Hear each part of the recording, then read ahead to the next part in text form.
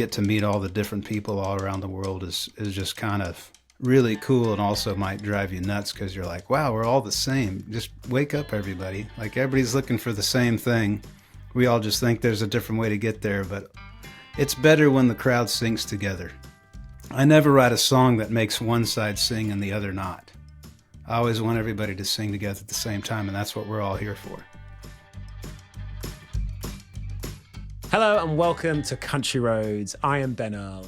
This is the podcast where I get to know some of the biggest and brightest names in country music through the places that have inspired their songs. Because there's few genres like country where place is so important. And my guest today, he kind of compares it to a passport. Like, the songs can transport you all around the world without even having to leave the house. And as an artist, I know myself, music also enables us to travel the world and see places we only dreamed of. And all those places you go and all the people you meet, they leave their mark on the music. And this is the podcast where we find all about those places and those people. So get comfy, get ready for an adventure. This is Country Roads. Now, I'm really looking forward to this one because my good friend Eric Paslay is dialing in from across the pond. He's living proof, Eric, that the nice guy can and does win. He's been a massive inspiration for me in my career as well. When I first met him, I was a fan. We were both in Australia and I couldn't believe I was in the same room as him. But we've since become friends, and I stay at his house out in Nashville. I've got a little apartment. Well, it's his apartment. I call it mine. But I stay there, and all his plaques are all over the walls, all his number ones. And the one I see every day before I walk out the door is the biggest song of the decade, the biggest country radio song of the decade, which he'll be talking about later, I am absolutely sure. I cannot wait to dive deeper into the stories behind some of his best songs. I know a lot of the stories, but I'm sure there are some I don't know. And I can't wait for you to meet him because he's such a lovely person. This is Eric Paslay. I'm so excited to welcome to Country Roads. It's a bit of a weird one for me because I'm genuinely really good friends with this person. I often say that, but I really am very good friends with this person. Eric, welcome to Country Roads. How are you doing today? Where are you today? What are you doing today? What up, buddy? I am in Nashville, and I just moved my studio right here where we're at right now, so that's fun. And but yeah, in Nashville, having a good time. We're starting to get England weather over here, so it's a little bit gray outside and cold, so it feels like home. I think last time I saw you, you put the Christmas lights up very early last year. I was there. We did. Just after Halloween. We did. Christmas lights, I bet they're up already, aren't they, surely? Well, some of them just stayed up. Yeah, no, we put them up early because we were having Nova, our little girl who just turned 1, and you were there you were there the night that we went to the hospital, I think. So, yeah, I mean, that was unbelievable. It was pretty awesome for you to be there. And but yeah, so the Christmas lights are not on yet this year, but they will be probably here in a couple of days. I'll never forget being stood in your front yard, your front garden, and I think you turned them on, and it was like, is this a bit much? There were a lot of lights, and no one else had their lights on yet. And it was like there's this beacon of Christmas just on the corner, pretty much. It was so magical, though. And that for me is you. You're so DIY. Like, if I tried to put up one light, I'd probably kill myself. But we're going to get into it. Your DIY is amazing. All the stuff you can do. I'm very, very, very jealous. But how's it been your Thanksgiving and Christmas time? Because obviously you're so busy with music. How do you kind of balance it? I just keep going, man. I don't know. I just today I'll do this, go write a song, and then go back to a house that we're working on to figure out the final plans for a carport deck that will go on with a roof, and it'll look really cool, and hopefully a bunch of good memories will be there. But yeah, been renovating a big old, it'll look like a Victorian house. So if anybody's looking in the summer, we'll have a cool house for sale. And doing that and just writing and recording and touring. We were just over in Spain hanging out, my wife and I, and our 1-year-old just kind of hanging out over there, checking out Spain and planning more shows coming over there next summer. So that'll be good. I mean, you have just proved my point completely. I always feel like I'm not doing anything when I speak to you. You just get so much done in such a short amount of time. It's amazing. Do you get tired? You don't seem to ever be tired. I probably am. I don't know. I think this is what tired feels like. I mean, I'll say this. It would be nice to not have as many projects going on sometimes. But I'm the guy that walks in the room and can't sit down. Like I'll sit still in my brain and my feet aren't moving, but I don't sit down. I'm not sure what that is. I probably should talk to a specialist about that. But I don't know. My body just feels better moving, you know? It's funny. The thing is, that's why you're so successful. I mean, we wrote a song that's on our new Shires album that's coming out next year called Sing You Back. And we were backstage in Bury St Edmunds. And Chrissy was kind of just relaxing. And we had someone else, Hannah, there helping us as well. And then I think I started playing the piano, just You playing. did. It was And you were beautiful. like, hold on, that sounds great. I've got an idea. And then we just bounced this idea off in about 30 minutes and wrote a song, which is now on the record. And I I love think it. that never stopping is a good thing, really. Yeah, I guess. I mean, I'm grateful when we show up in a room and a song falls out. Also, yeah, you let me hear Chrissy sing it. Y'all sound incredible. That sounds really, really special. It's fun as a creator because it's like it didn't take us long to build that song. So it's not like we were just laboring and sweat and blood and tears away at the song, but it definitely has all that in it, you know? And it's just kind of I love the magic of how songs show up if you're willing to catch it at the moment that it wants to be caught. And I think that's what we did that day. I think that's the thing. Like, you still seem to love it so much, and I think like inspiring, particularly Piper, your elder daughter, but obviously Nova coming up as well. But like I've seen Piper give many performances in your kitchen. um, Christmas wise, though, is there a Christmas song that you guys get in the spirit and sort of sing all around in the kitchen together? I mean, I'm trying to think. I mean, the rocking around the Christmas tree. That I actually, when I was growing up, we used to listen to the Oak Ridge Boys. There's like this Christmas album, and it was literally on a vinyl record, which Yeah. then it was old, and now it's cool and hip again, which is awesome. But it was kind of that. It was these Oak Ridge Boy album of Christmas songs that I just my whole childhood memory was wrapped around. I like just turning on, you know. I mean, Nat King Cole when he comes on, it's like that sounds like a nice Christmas there. Yeah. It's funny, actually, our producer Emma has written, does Santa wear a cowboy hat when he comes to Tennessee? That is awesome. I hope he does. He probably does. Who knows? That's we should maybe. I'm sure they sell them down on Broadway. Yeah. It's nice, it's nice you mentioned actually your childhood, because I want to get into your childhood right now. So you're born of the Lone Star State, Texas. Yeah. Can you just set the scene, what it was like growing up in the Paslay household? My dad was always fixing stuff. It was like it's probably where I get my DIY from. Is like I wrote a song called Saving Money, Spending Time. And it's like, if you're willing to put time into it, you don't have to spend money on a lot of stuff. And now the older I'm getting, it's like, you know what, I might pay somebody to have time with my kids on some stuff, but, and headaches. But, you know, he had this old 68 Mustang he'd work on all the time. My brother had an old 73 Mach 1 Mustang that he'd work on. And I remember that. We had 3 magnolia trees, so I climbed magnolia trees all the time as if I needed to be taller or something. But I was still a little kid, you know. I remember playing outside a lot, and we'd go fishing a lot, and go to my grandmother's house almost every weekend. Growing up in Waco and Temple, which is kind of the same, you know, relative to Nashville now, it's basically the same town, even though it was 30 minutes away. But you know, just a lot of family and some good memories, and yeah, I was definitely spoiled as a kid. Nothing too crazy, awful happened other than, you know, lure stuck in your leg or something, you know. It's funny because often, like with a lot of artists, there is quite big trauma in their childhood.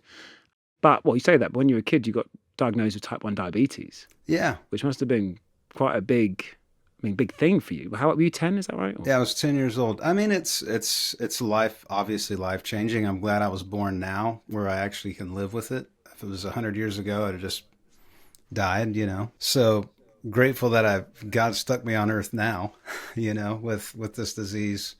But I mean, I'm sure it's changed. It's, you know, it's definitely was a big rock in the river that made me go this way, you know, and every day, I mean, right now, and check my glucose levels with my Dexcom CGMs and my insulin pumps and all that. You've seen all that, but it'll, you know, helps me live longer and know kind of, I always call it the GPS of my glucose level of knowing what do I need to do next? Do I need to eat something? Do I need to take insulin? I think what it taught me more is just there's a lot of things you're not in control of. The only thing you're in control of is how you react to it.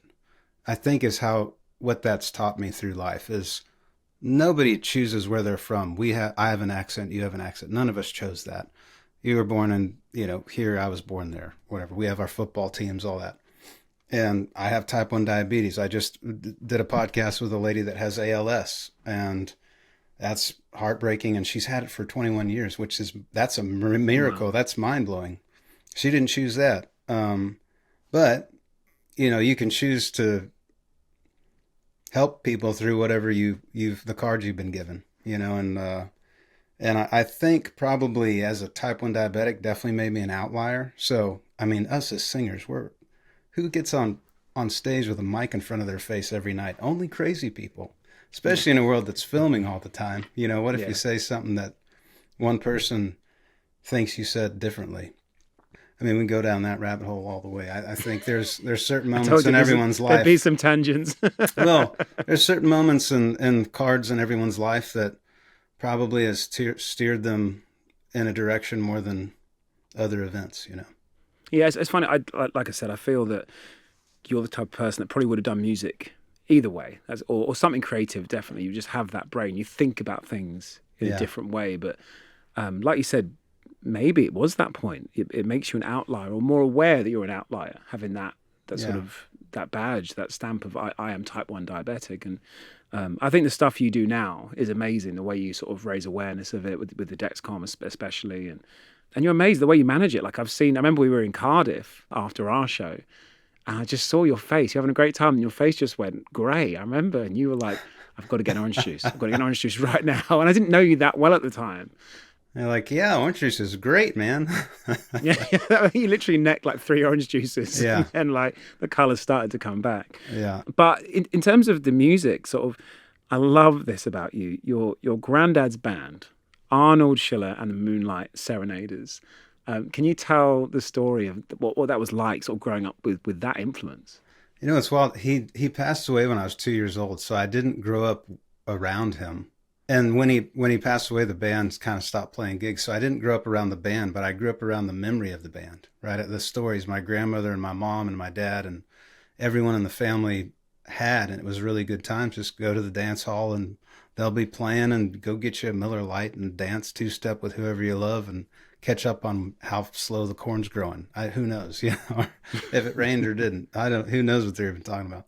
Dallas Cowboys or something. But so I think them being in music, when I started playing there, it wasn't how are you going to make money, kid, which a lot of parents can do when their kid starts playing music and actually wants to do it professionally, which I think is just a dream crusher, awful thing to do to your kid. I'm grateful that I had a family that didn't do that to me.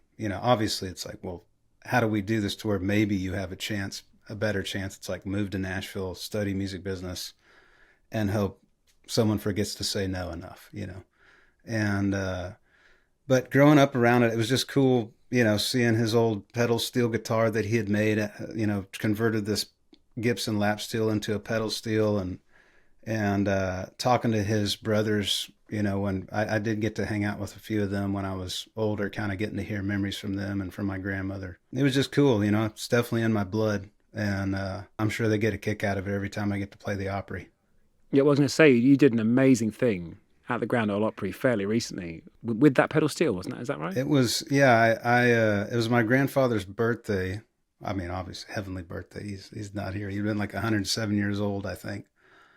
But I had Bruce Boughton, who's a great steel player that I've known for years in town, play Arnold, my grandfather's pedal steel on the Grand Ole Opry. And I found an old tape where my grandfather was singing Green Grows the Lilacs, and we figured out a way where I could just solo his vocal and guitar, and then so I got to literally play with my grandfather on the Grand Ole Opry with the tape cassette, push play, and off we went, and harmonized with them and sang with them. I just thought it was kind of a fun, cool thing. I figured if heaven has a radio, God probably let it play the Grand Ole Opry that night. 2,000 people sharing that moment is amazing. I almost gave it away because I remember I was there just before. And your dad didn't know, I think. And I was outside on the porch of your dad, And I was like, oh yeah, it's going to be amazing when he plays the Opry. And then you came in, you were like, shh. Yeah, no, my family had no. I just told them a surprise was going to happen, and I hadn't told anybody that, and I'd been dreaming of doing it for 10 years or something, and it was just the right time, and it was actually also on. Yeah, I was on his birthday, and it was I was kind of all the stars lined up, and it was cool that the Opry let me do that for on that day. So you said like, there was quite a sort of supportive thing around music growing up. But outside of music, what else were you doing when you were young? Playing baseball, fishing, dreaming of girls. Yeah, the little redheaded kid in the corner that doesn't say much, probably doesn't talk to the girls as much, which worked out. But made me watch The Room and write better songs, probably. No, I mean, growing up, it was baseball. I'd go down to the baseball diamond by myself and hit a bucket of balls, like I was King Griffey Jr. or Babe Ruth or Joe DiMaggio or something. And you got some big. I mean, you are 6'4". Is that Yeah, right? a whole 5'16". Yeah, I could hit a ball pretty good. But also, the reason I was asking about your childhood, because I'm really fascinated about when your like faith comes in. Because I know your parents were Catholic missionaries who traveled around a lot and still did a lot of work. And do you remember? Was it like a point when that came into your life, or was it just always there? Your faith? No, it wasn't always there. They weren't any denomination missionaries. Oh, They were sorry, just out. sorry. But I did grow up Catholic and all that. I always say, the devil isn't stupid. He put a different name over every steeple. It's like, let's divide and conquer. Let's make all these Christian churches name something else to confuse everybody. That's a whole other podcast. But just thinking about it and watching, nothing in this world's broken until we break it. Humans are good at breaking stuff and confusing stuff and misleading and using power for awful reasons.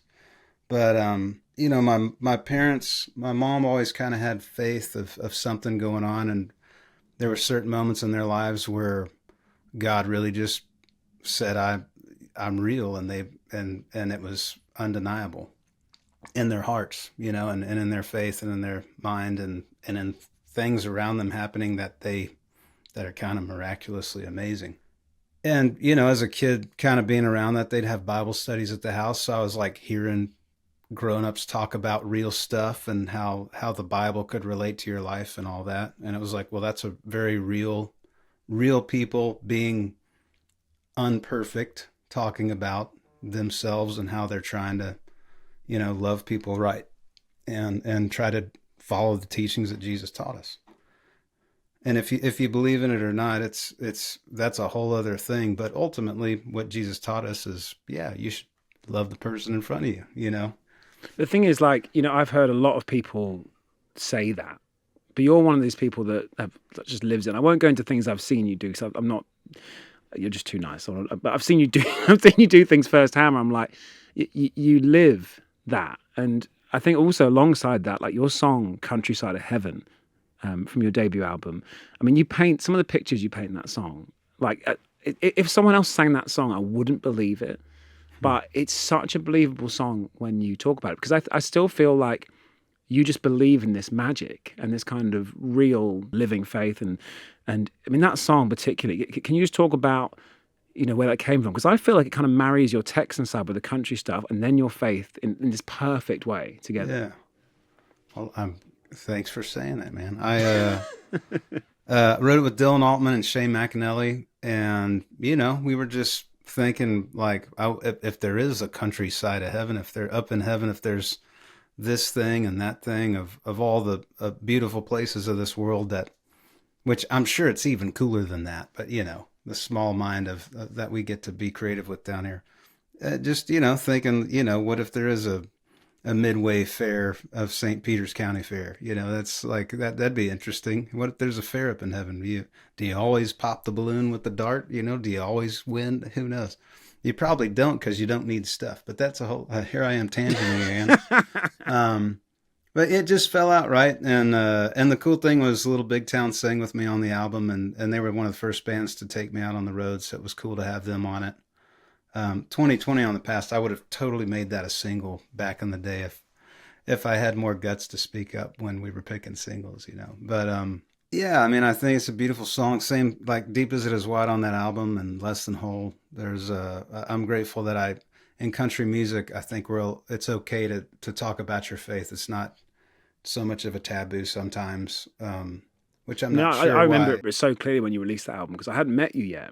And particularly those two songs, Less Than Whole and Countryside of Heaven, and Deep as well, like they just moved me so much because I felt like you were saying, and I know you're saying it's okay to talk about your faith and country, but I didn't feel like anyone else was doing it in the same way you did at that point. And that's when I met you in Australia quite soon after that. Yeah, I told our producer Emma again, I couldn't speak almost. I was like, it's Eric Paslay. I love this man so much. Because those two songs they really moved me. Like they still do. I absolutely Less Than Whole, in terms of it's a beautiful, beautiful song. And when you play it at songwriters rounds and stuff, I mean, you have people coming up to you afterwards, don't they? And they're like, thank you for writing a song like that because it speaks about my experience, people say. it's pretty wild. Yeah, no, I mean it's always cool when you get to catch a song and write it. I never want to sound preachy because nobody wants that. That's why people run away from church. Someone's preaching at you saying you're wrong and I'm perfect. It's just totally untrue. But I think the best written songs, especially when it comes to is there something bigger than this? Is there life after this? Is there something bigger to live for than just me, myself, and iPhone? Uh, that's always my goal when if anything involves faith, it's just because it's Jesus setting bars with fishermen. That's some wild people. He wasn't sitting on the front pew. He wasn't preaching to the choir. He was hanging out with real people. I think that's the thing. Like I said, you live it. Like when I've seen your Bluebird shows, particularly, I'm jet lagged, I've had a couple of whiskeys, and I sat at the bar for the last one. I remember you told you don't preach at all, like you said, but you told some kind of story, and I could see people sort of visibly tilt their head to the side and go, "I hadn't thought of that. I haven't thought of that in that way before." And then you play the song, and it just really just tells that story. And I think you're so good at it. I think you're so. I don't. That's not a question. I appreciate. You're just really, Oh, really good at thanks. it. And I want to get back to your story though, if that's all right. So we talked about your childhood, and then I'd love to. I don't really know the story of how you got from Texas to Nashville. So Yeah, how did that come about? I got in my GMC Jimmy and I turned the key. No, I'm kidding. Uh, I finished up university. I finished up college at Middle Tennessee State University, just south of Nashville, 30 minutes away from Nashville. So, studied music business. I had a friend, Brian Gowan, who had a record deal on Curb and publishing deals and everything that was from my hometown. Just gave me advice of stick around. I think at the time they called it a 7-year town. It took 7 years for people to figure out who you are and if they should invest in your creative craziness. Now we call it a 10-year town in Nashville. But so I did that, went to school, studied music business, gave me internships, to hang out with publishers and all that. And that ended up leading to my first publishing deal, which those guys helped develop me to get a record deal at Capitol EMI. But that's what it was, just kind of visiting Nashville a couple times and just taking the leap of faith and moving and doing that. And just met a lot of great relationships with great people and had some great professors. Hal Newman was just huge in my life of one, making sure I got into the program, helping me. I think I didn't get into the program because I had like a B in algebra, which I'm not sure what that has to do with creating songs, but got in and every other week or every week we had an NSAI night. So I would have songwriters or producers or record label people come in. So you'd get all kinds of opinions thrown at you every week and kind of grain of salt here and there of who's just really jaded and who actually knows what's going on, etc. When everybody says, I know exactly how to write a number one song today, they don't know what they're talking about.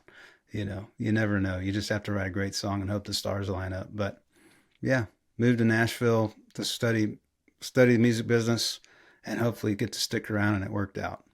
Because I'm also, this is bonkers to me because you're such a natural songwriter. But am I right in thinking you didn't really know that singers didn't write all their own songs? Did you not know No, you could be just a songwriter? I mean, I didn't.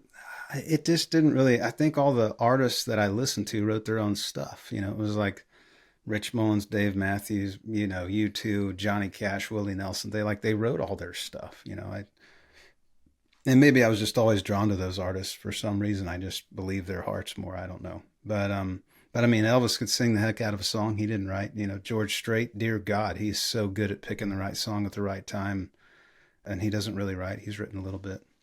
I don't know. I just thought that everyone wrote their own stuff. The first time I ever went to the Bluebird, a friend of mine named Rachel Luck that I grew up with in Temple in Texas. And I remember it was Chuck Cannon, Laurie White, Fred Knobloch, and Chuck Jones, and they're playing all these big hits.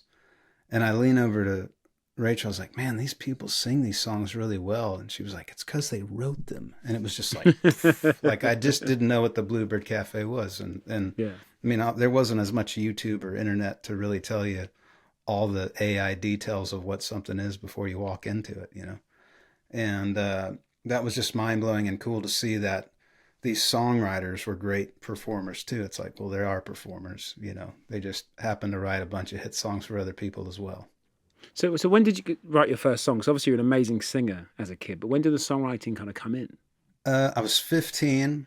I just kind of played guitar. I kind of was in the church band, faking the B minor chords because those are hard to play. And I totally was. Yeah, it's still hard.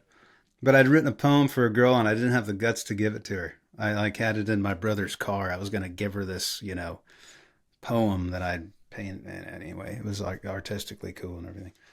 Didn't give it to her. And someone said, well, a poem's a song. I'm like, well, I got a song. So I just put it to chords. So that was my first song. And then just started, listening to artists that I love and songs and go, well, how do you write a song? All right, what's verse, chorus, bridge, whatever. I don't really know. I just had a band. We call ourselves Native Tourist, which is, we're from here, but visiting. It was real deep. It's so different. And, but it was kind of just this jam bandy kind of country lyrics trying to be Dave Matthews Band thing. And it was a lot of fun and great musicians and still hang out with those guys. And it is kind of wild. You look back on the kind of different stages of our careers, and I'm grateful for all of them and all the people around it. And also just at that time, I really was. I was trying to sing like Dave Matthews because all the girls liked it when I sang "Crash Into Me." It's it feels good. The thing is, you are such a great singer. It drives me insane. Like I've seen so many singers like do these insane warm ups before they go on stage, and you just sort of like have a bit of water, go la la la la la, and then just jump on and sing, and it's incredible. But it's like, is my voice working today? Let's go. Yeah. But when you first moved to Nashville, I presume it was with the goal of being an artist. But your first big success is actually as a songwriter for the Eli Young Band with "Even If It Breaks Your Heart." It was actually the first one was "Barefoot Blue Jean Night." I was that around? I didn't realize. Yeah. That was the first song I ever had recorded by a major artist. Yeah. No way. Crazy. So for people who don't know, Barefoot Blue Jean Night, Jake Owen, most played song of the decade in country radio. Crazy. Yeah. That's the first song you had cut by a major artist. Yeah, worked out. But yeah, no, I'd signed the record deal with EMI Nashville Capitol. And then all these, I'd been writing songs I was writing 2, 3, 4 songs a day for 3 years straight. Just like I didn't have houses to renovate and all that, or a family. So, I mean, I was just full on music all day, every day, all the time. And just a bunch of songs started lining up, and then they had success. So then success feeds success. They're like, this Paslay guy's having hits with all these songs. Let's single that song. And had that. Yeah, the second one was Eli Young Band, Even If It Breaks Your Heart. And then 11th Theft put out Angel Eyes. And in that 1 year, we had like 3 number ones in 1 year, which was just insane. And I was aware this is unrare. This is not common, Yeah, I mean, people don't know that to get one number one at country radio as a songwriter is just so hard. To get crazy. 3 in a year, I mean, it's unbelievable. I really want to talk about the actual songs if we can. Well, let's start with Even If It Breaks Your Heart, even though it's not the first one. But the lyrics have got a real sense of place, which is what this podcast is all about. Can you sort of tell me what was in your mind when you're writing that in terms of the place? Because it feels like it's really in somewhere. Yeah, I mean, Marla Cannon Goodman, I think this is where the seed got planted with that idea was Marla Cannon Goodman, great writer in town. She told me that she had told her father, like, hey, Dad, I'm going to she was a nurse at the time. I'm going to stop being a nurse and just be a full-time songwriter. And he told her, all right, darling, but this business will break your heart every day, is what she said he told her. Her dad's Buddy Cannon, who produces like all the Kenny Chesney records, Willie Nelson records, all kinds of amazing. He's just highly successful, really good at what he does. And for him to tell his daughter that this business can break your heart every day, that was like, what? You know, that's crazy. Like, what are we in? You know? And I think that seed got planted, and Will Hogue came in to the studio that used to be there, and we wrote this song. You know, it was a little bit about his story, a little bit about my story as musicians and crazy dreamer kids wanting to be singers and writers. And the cool thing about that is that everybody has a different dream, so it might not be the same verse, but the chorus is the same of keep on dreaming even if it breaks your heart. Don't give up. Which for me is a line. Just, I mean, it really sums up for me Nashville as well, because every time I go to Nashville, you can't put your finger on it. And there's obviously the tourist side with all the bars and all the performances, but if you get into that songwriters circle, that songwriters, you know, group of people, like you said, it will break your heart every day. The amount of songs that you've written, I've written, that haven't been sung or haven't been heard, but you keep on dreaming, even if it breaks your heart, which is just, it's for me one of the most perfect lines of any song. I really mean that. It's and for me, it's just Nashville. Coming on to Barefoot Blue Jean Night, though, I mean, that has a real sense of place, doesn't it? All the pictures you paint in that song, I mean, that is just almost as country as it gets in a way. Yeah. Real quick though, I've on Even If It Breaks Your Heart, Native Tourist, the band that I was in, we used to go down to 6th Street in Austin, Texas. There's a line that says, downtown's where I used to wander, old enough to get there, but too young to get inside. I wanted to play all these bars in Texas on 6th Street in Austin. They wouldn't even let us inside to give them the demo tape to be a band to play inside because we weren't 21 yet. So I was like, well, screw y'all. I'm going to Nashville. I'll just go. But yeah, I mean, on to Barefoot Blue Jean Night.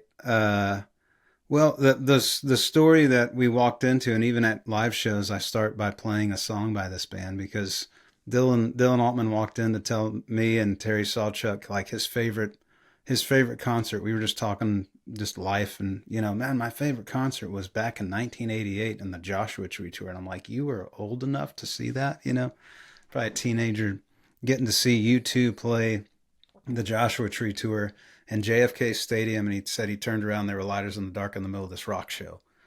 And so that was another seed kind of planted in our crazy songwriter brains. And I just started playing this. It was actually my first guitar. I'd put a high strung, they call it Nashville tuning. It's just a bunch of high strung guitar strings. And it just kind of sounds jangly, mandolin-y, cool and different. And we just kind of wrote the song and thought about, you know, what would be a great summer Barefoot Blue Jean Night, you know, and we didn't have the title. We just kind of mumbled it out. And Dylan's really good at adding the ear candy of the whoa-whoas, and I love that too, just growing up listening to oldies here in the States and everything. Yeah, wrote it. And Natalie, who is now my wife, was my publisher at the time, and she played Barefoot Blue Jean Night for everybody at least 2 or 3 times over a year. And nobody wanted it. And one producer actually told her, he's like, you're going to kill country music with this song. And it was like, okay, thank you.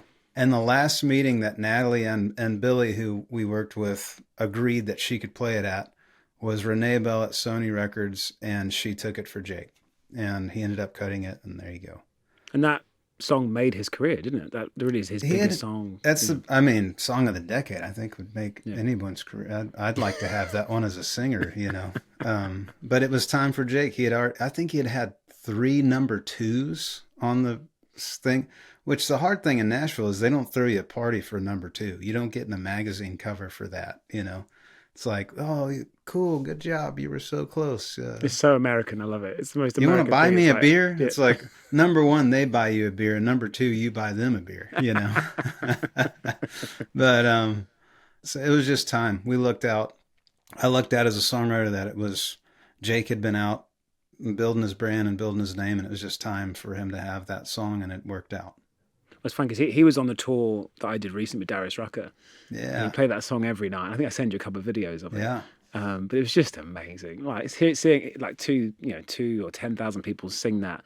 Whoa! It's such a cool moment every It's crazy. night. And that's what we're there for. Everybody wants to be pulled together. I always say, it's like kids and drunk people can sing whoa whoa, and there's a power in that. You listen to hit songs, there's always a long note of something.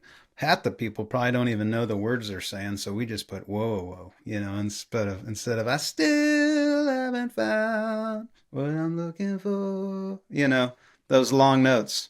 So Natalie, obviously, I've got to ask about Natalie because that is amazing. It was so much to owe her for that. But I mean, you're married now, and the story of how she went from being a publisher to you guys being married is amazing. And you told me this story actually about the song "She Don't Love You," and I got goosebumps at the time. I remember we just played the show, and I asked you about that song because that is one of my all-time favorite songs. But can you tell the story of that? Because I love the story so much. Yeah, I mean, I was writing. I think I'd written 2 songs that day, and I was packing up my computer and my guitars and ready to go home and stare at a wall, from being creatively drained. And I got a text from Jennifer Wayne, and she was like, "Hey, I'll be there in 10 minutes." And it was like, "Oh," and then I saw on the text chain, "Oh yeah, we are writing tonight." I had done a 3 a day and forgot it, so I just unpacked everything as if I was a professional songwriter and had it on my calendar, and I didn't. So Jennifer came in, and we start writing some up-tempo positive thing because George Strait had just announced he was going to do the Cowboy Rides Away tour. Jennifer Wayne's grandfather was John Wayne, so she has all kinds of crazy cowboy stories and Hollywood cool stories about that. So we were trying to write some Cowboy Rides Away, country song for George Strait. And I always say I need to go back and listen because I haven't listened to what we had written because I think it was probably pretty decent. But then that line kind of fell out. Yeah, she don't love you. And, we as songwriters, we just flip ideas back and forth and goes, yeah, she's just lonely. And at the time, I was just feeling the guilt of Natalie and I had worked together for 4 years, and we had started dancing a little closer, kind of figuring out a way to go have a drink and maybe make out. And the Catholic guilt was just weighing on me, going like, you can't date people you work with. And so we were in a spot of, she was being very wise of just keeping her distance from me because I wasn't sure what was going on, other than I knew I couldn't live without her, is what a few weeks of not getting to hang out with her too much led to. But that song was written in kind of the make believe of, if I don't hold on to this girl, this is who I will be. I will be the guy at the end of the love song that sees her and goes, what have I done? Why did I remember her when she was mine? And it was, so it's not a true story necessarily to me on who it's about, but it was what could this heartbreak lead to? It's going to lead to forever heartbreak, and I probably would only write sad songs for forever. And you played it for Natalie, didn't you? And then she cried. Oh, this was even. I mean, I'm telling this story to everybody. She's my publisher, right? She hears every song I write, and we had a very real hard thing going on of what should we do with this, emotion and figuring out life of what we're supposed to be together. And we had like a pitch to everybody night at Third and Lindsley. So I'm up on stage with a piece of paper with this brand new song that's like, wow, this is a really well written song. And she wouldn't really talk to me because she's wise, like confused boy of what is this? And I wanted to tell her this song is not about you, but the emotion of what I'm going through probably helped feed it. And I don't believe that you're lonely, but I do believe you love me. Just trying to figure this out. But I've never physically felt on fire, but I physically felt on fire that night because I'm playing this song, and I mean the crowd's just like, wow. And I see Natalie over in the corner just weeping, and I'm like, and that was, and honestly, that song is what finally said, what are you doing? Don't let go of her. Stop overthinking this. She's perfect. She's your wife and going to be the mother of your kids, and she's amazing. What are you doing? So that's kind of all kinds of layers to where a song can take you, but it definitely helped us figure ourselves out really quick and realize that I don't want to be the guy at the end of that song.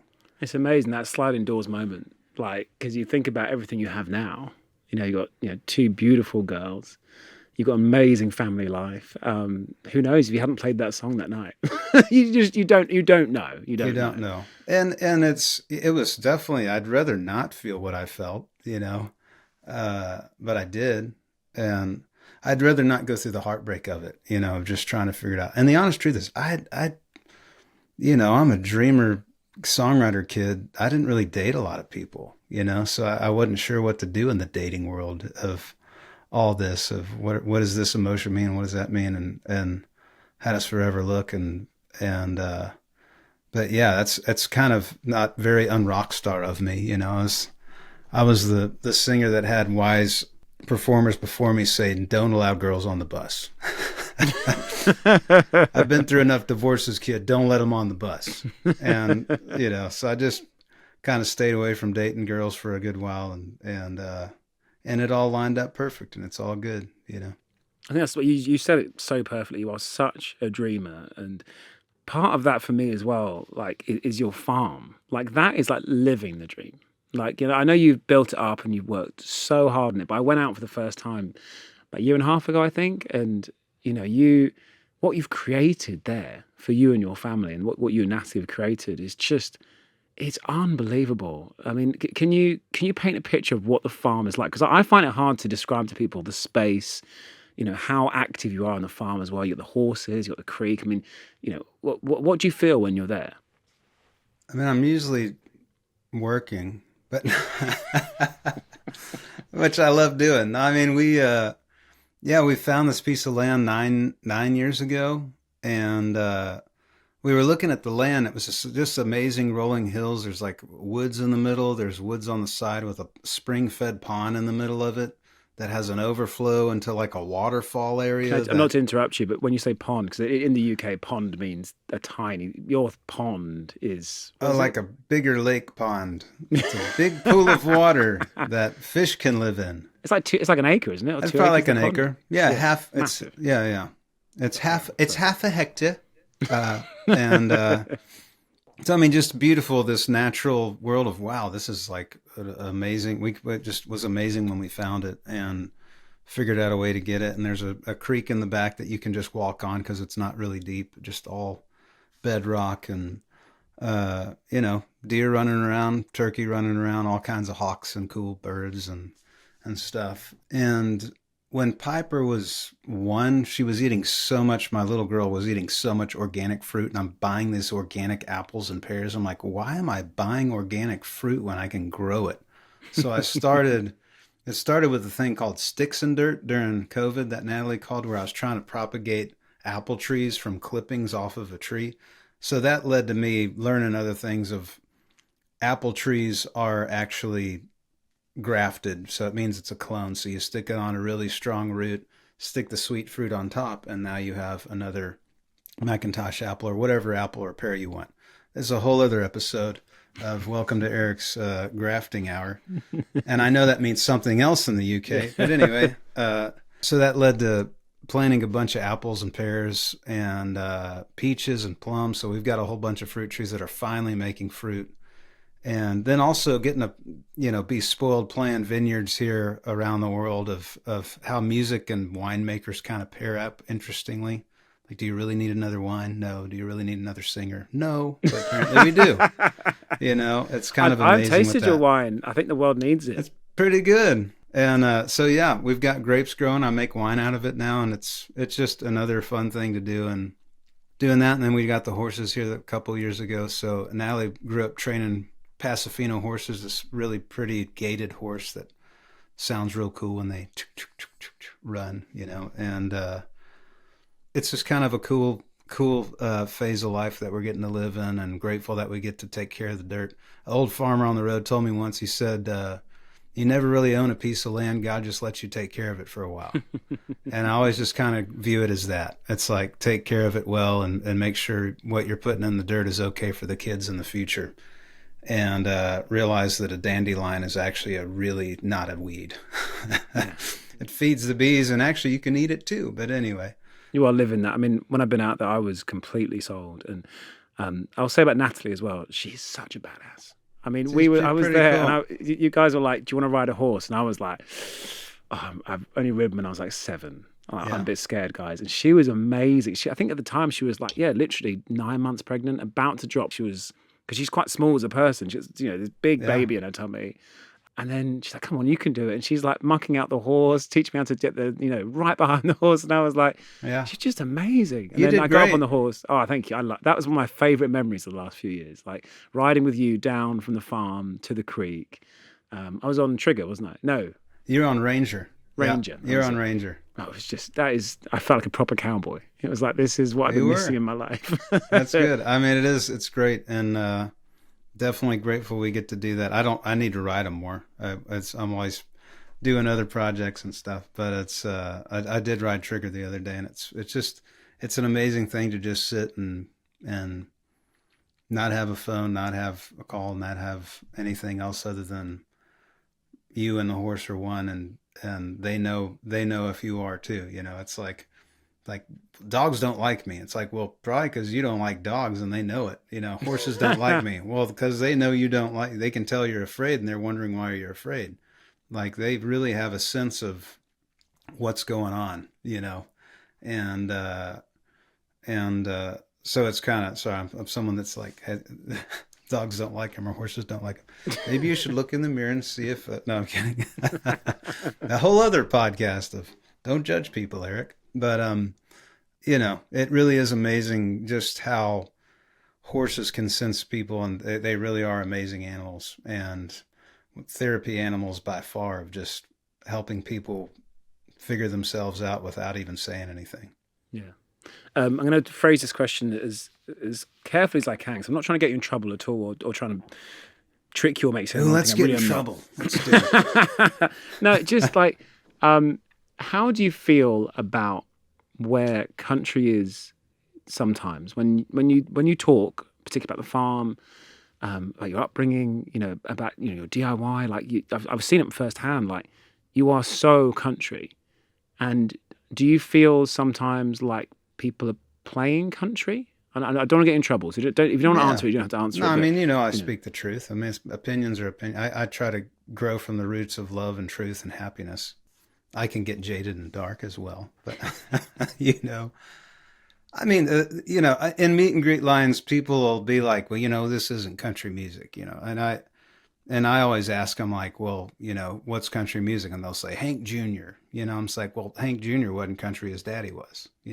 And they look at me like, well, wow, you're right. Maybe I'm wrong. I mean, Hank Jr. was playing electric guitar. He was killing country music. He wasn't country music. And now everybody's like Hank Jr. And then, bro country showed up. Well, that's not country music. And then, now we're back to 90s country, but modern country, it's everybody's wearing looser Wranglers and boots and big old hats with feathers. And that's cool. History loves repeating itself. People love nostalgia. People love reminding themselves of the best parts of the past, maybe. I don't know really kind of why that happens, but it's kind of, I mean, I blame it on TV, which is amazing. Like Stranger Things, and now everybody's wearing 80s again, and yeah, Yellowstone, and everybody's a Yellowstoner. It's everybody's a cowboy, and that's fine. Everybody's trying to find who they are, feel good about what they are, and maybe trying to figure out a way to disappear from their real life. I don't know, but ultimately, music. I think when you say rock music, they say, well, what kind? I think we're finally there in country music. Well, country music. Well, what kind? It's like there shouldn't just be one flavor. That's boring. And also, it means you're able to go, there are different kinds. Was it kind of folky country or rock country or bro country or old country or new country or, acoustic-y country? So I think I'm grateful that through all these different platforms of TikTok and all that people are able to hear different types of music. And that's probably good for everybody. Don't get yeah. stuck in your own bubble of I'm only country, or I'm only rock, or I'm only bro, like rap and stuff. But as a someone hoping that people find the truth and find themselves and don't just escape, find somewhere that actually leads you somewhere good eventually. We all need escape. We all need a whoa-whoa song and a good time. But I think ultimately people are looking to find a place to call home, and that's not just physically, where you feel okay with yourself, where you're at in life. And that's what music's great for. So whenever people start talking about, is this country, is it not? It's like, well, it is to somebody. Like Yeah. right now, what's on country radio is country to someone who just started listening. They don't know the past country. They don't know the roots of where it came from, all of that, other than they like what this is. And the label says country, and that I'm okay with that, whatever you need to call it. And it's a business, so people are making money off of it, or labels are making money off of it. Songwriters aren't right now. But I'll talk about the cause, effect, risk, reward of people all day, because I'm confused mostly with the world right now. I love that. I love that every time I speak to you, I feel like you're working something out and something new. We had long bus rides, long journeys in the back of a van. We're just talking about the world and talking about, everything and nothing. And I love that. I do want to say very quickly also, you've said before that music is like the ultimate passport. And I know you have such an affinity with the UK, particularly Scotland. You love going to Scotland, don't you? Yeah. Like when Rob Banks there, I'm a giant leprechaun. That's my bad joke. I just, I'm grateful that in the States, we're definitely in a bubble of, we have Canada, we have Mexico. There's not really, you don't really have to know any other language.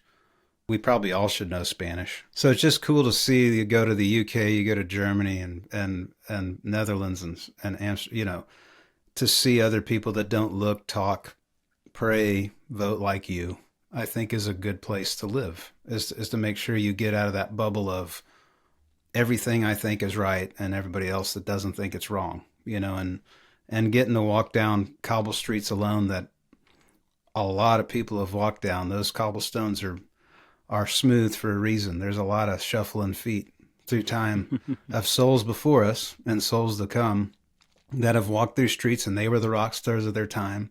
They were the wealthiest men and women of their time. They were the coolest, or they were the brokest, And do we listen to the echoes of their footsteps, or do we not? And a lot of people don't, because they think they know everything. I'm thrilled to death when I figure out I'm wrong, because it means I learned something. But that's Europe to me. I like walking around old places, seeing old buildings, and also seeing that they didn't tear it down because it was beautiful, and someone actually took time to rebuild it. It might take more time, it might take more money, but ultimately, you don't get more time. You can't buy more of that. You said it. I've never even thought. Next cobble street I look at, I'm going to look at so differently. I've You're never like, thought. I hate these. I always trip on. Yeah. When I walk around in my stilettos in London, it really pisses me off. Lots of people have tripped on this cobble street. And I get it. And I get it. Everybody wants to come to Vegas to see the shiny glass buildings, and everybody wants to go to Europe to see the cobblestone and the old buildings. And you always want what you don't have. And I'm grateful that music has been a passport to let me go around and see a whole lot of people from Thailand, where my parents lived for a long time, to Europe and the States, getting to play every state so far, and get to meet all the different people all around the world is just kind of really cool, and also might drive you nuts, because you're like, wow, we're all the same. Just wake up, everybody. Like, everybody's looking for the same thing. We all just think there's a different way to get there, but it's better when the crowd sings together. I never write a song that makes one side sing and the other not. I always want everybody to sing together at the same time, and that's what we're all here for. Yeah, I think I've said before, I've been to so many of your shows. I know people are so grateful to come and see you, and they're so grateful you travel around the world, because not everyone does. So, Eric, thank you so much. We're almost out of time. I've got a few quick fire questions that we give to everyone on the show. You might struggle. They're just one-word answers, if you can. Or one Spider sentence. monkey. Okay, sorry. What's the question? There's a few of them. So the first one is the strangest place you've ever written a song. Strangest place I've ever written a song, in a stairwell. The place you've never been to but would love to visit. I don't want to have like a out of body experience. It'd be kind of cool to see heaven and then come back and see if people believe that I was there. You know, that'd be We've interesting. definitely never had that answer before. There you go. Like, I was on the table, and then they shocked me back. I'd like to die and come back. Okay, right. Yeah, no, I'd rather not. The place you'd most like to return to, go back to? Cinque Terre, Italy. That's where Natalie and I went for our honeymoon. That was a beautiful place. Oh. Two more. The place that taught you a hard lesson. Record labels. That's a whole other podcast. And then lastly, the place you feel most yourself. I mean, anywhere that music's involved, you know, I feel comfortable there. Other than award shows, I feel awkward there. That's so not Eric Paslay, an award show. Yeah. Eric, thank you so much. That has just been the most perfect episode of Country Roads. I hope to see you soon. But have a great Christmas with Piper and Nova and Natalie. Good hang. Hopefully we didn't mislead people too much. I'd be like, what were those guys talking about? We're talking about everything. Hope all the ingredients tasted good. I love you, buddy. I'm so proud of you with the Shires. And everybody, just so y'all know, in the States, if you ever, anyone in the States, when they say, I want to go tour in Europe, the first thing is you better figure out how to open up for the Shires. Oh, wow. And I'm glad that path has led us. I mean, it's amazing that we're buddies. And it's so cool seeing you do this. Wow. Like, you're saying I can do all kinds of things. Look at you. This is pretty amazing. I can't do the DIY stuff. But anything that involves just talking. We could work on it. Eric Paslay, thank you so much for coming on Country Roads. See you soon. Thanks. Oh my gosh, just chatting to Eric. I want to jump on a plane right now, go back to his farm and just jump on that horse again and just relive that memory. It was just the most amazing time. If you are in Nashville or you're heading out there sometime soon, please do check out one of his Song in a Hat nights at Chiefs on Broadway. All the details are on his social media. And if you're enjoying Country Roads, please do leave us a rating or review and subscribe to this channel. It makes such a big difference. This episode was produced by Emma Roberts for Spiritland Creative and presented by me, Ben Earl. I'll be back next Thursday. I'll see you then.